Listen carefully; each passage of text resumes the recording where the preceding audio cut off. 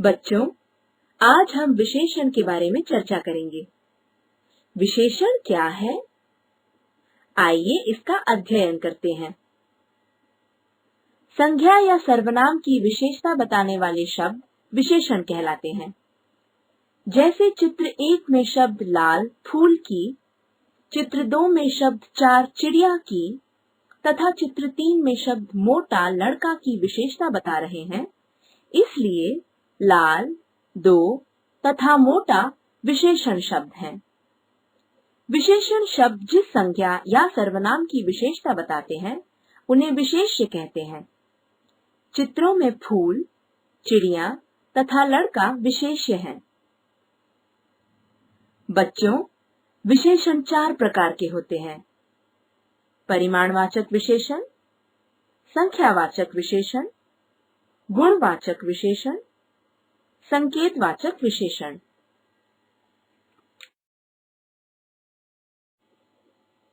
आइए विशेषण के एक एक भेद की विस्तार से चर्चा करते हैं। वे विशेषण जो विषय के परिमाण का बोध कराते हैं, परिमाणवाचक विशेषण कहलाते हैं। जैसे वो बहुत खाना खाता है, 2 लीटर दूध ले आओ।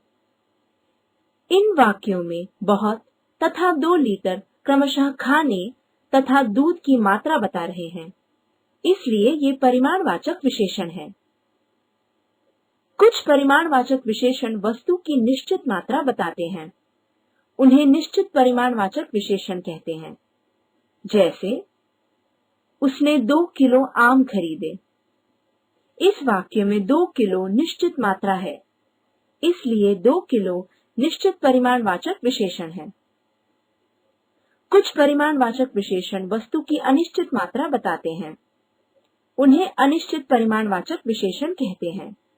जैसे उसने कुछ आम खरीदे। इस वाक्य में कुछ शब्द अनिश्चित है, इसलिए कुछ अनिश्चित परिमाणवाचक विशेषण हैं। आइए अब संख्यावाचक विशेषण पर चर्चा करते हैं।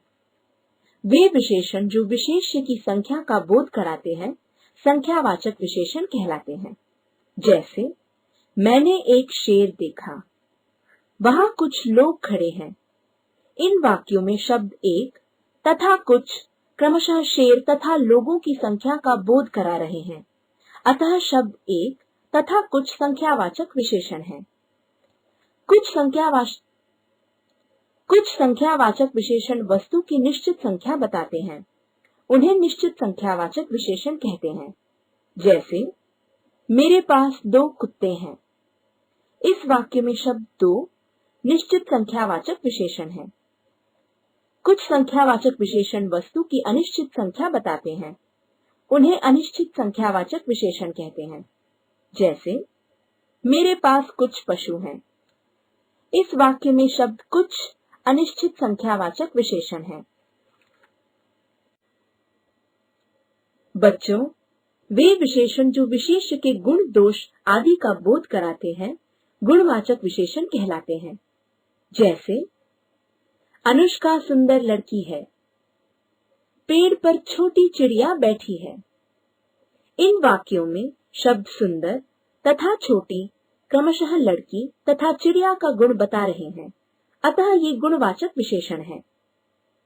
बच्चों, वे सर्वनाम जो संज्ञा की ओर संकेत करते हैं, संकेतवाचक या सार्वनामिक विशेषण कहलाते हैं। जैसे ये पतंग मेरी है, उस लड़की की फ्रॉक मैली है। इन वाक्यों में शब्द ये तथा उस सर्वनाम है तथा क्रमशः पतंग तथा लड़की संज्ञा शब्दों की ओर संकेत कर रहे हैं, अतः ये तथा उस संकेतवाचक अथवा सार्वनामिक विशेषण है।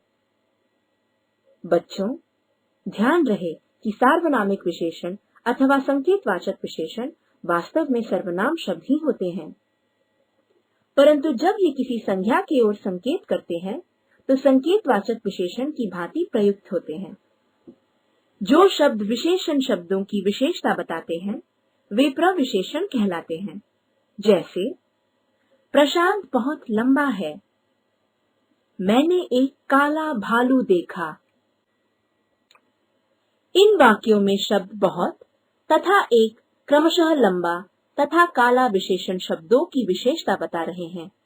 इसलिए शब्द बहुत तथा एक प्रविशेषण है। बच्चों, विशेषण की 3 तुलनात्मक अवस्थाएं होती हैं: मूलावस्था, उत्तरावस्था तथा उत्तमावस्था। पहली अवस्था मूलावस्था है। ये विशेषण की सामान्य अवस्था को दर्शाती है, जैसे प्रतिष्ठा सुंदर है। दूसरी अवस्था उत्तरावस्था कहलाती है। इसका प्रयोग 2 वस्तुओं के गुण या दोष की तुलना के लिए किया जाता है, जैसे ऋतिका प्रतिष्ठा से सुंदर है। तीसरी अवस्था उत्तमावस्था कहलाती है। इसका प्रयोग किसी भी वस्तु, व्यक्ति अथवा स्थान को सबसे श्रेष्ठ बताने के लिए किया जाता है, जैसे अनुष्का सबसे सुंदर है।